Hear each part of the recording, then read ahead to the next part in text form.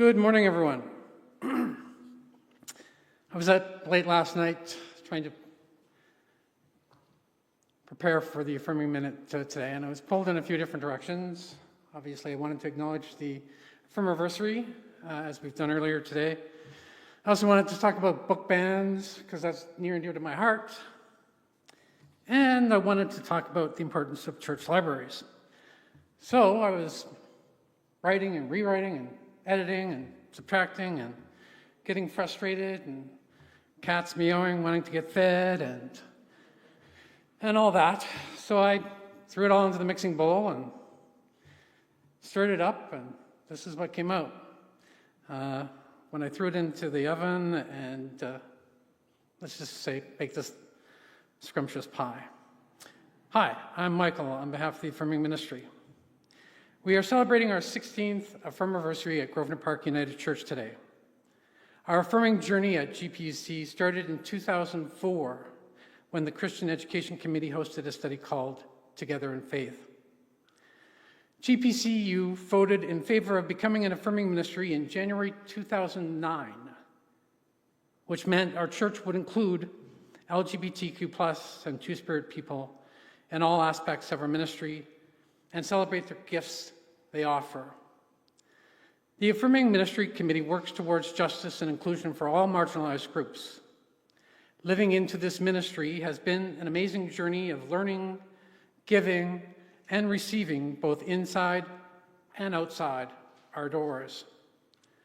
Over the many years of our journey, GPUC has been involved in many events and initiatives such as Pride Parades and the Saskatoon Pride Festival, Affirm United Pi Days that are held annually, Pi, public, intentional, explicit, with other churches in the Saskatoon Affirming Ministries, also known as SAM. Breaking the Barriers, which was a University of Saskatchewan conference. Speaking at the Saskatoon City Council meetings to advocate for the banning of conversion therapy. Joining in counter protests to support the LGBTQ+ community in North Battleford and Saskatoon, advocating for transgendered people when the Saskatchewan government used the notwithstanding clause to override the protections for youth under the Canadian Charter of Rights and Freedoms, supporting camps for queer youth, and presenting affirming minutes such as this on alternating Sundays during our worship services. We also painted our external steps in the colors of the Pride Progress flag to demonstrate how we are living out our faith of practicing radical inclusive love. That is what it means to be public, intentional, and explicit in our affirming journey, which continues. Another way we live out our affirming journey at GPUC is through our library, which is part of the McFall Cafe and Reading Room. The McFall Lounge was dedicated to Dr. Jack McFall in 1999 and renamed the McFall Cafe and Reading Room in 2021 after our accessibility renovations. We have purchased a number of books over the years with different themes, including Indigenous and Reconciliation, Two-Spirit, LGBTQ+, environmental, among others. Some may wonder why we have a library, small as it is at GPUC, as they are hard to maintain, keep current, and require space, and of course, volunteer power.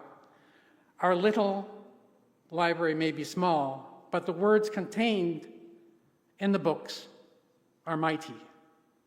I would suggest that all kinds of libraries, public, academic, school, and yes, church libraries are important in today's society, especially when we are dealing with book bans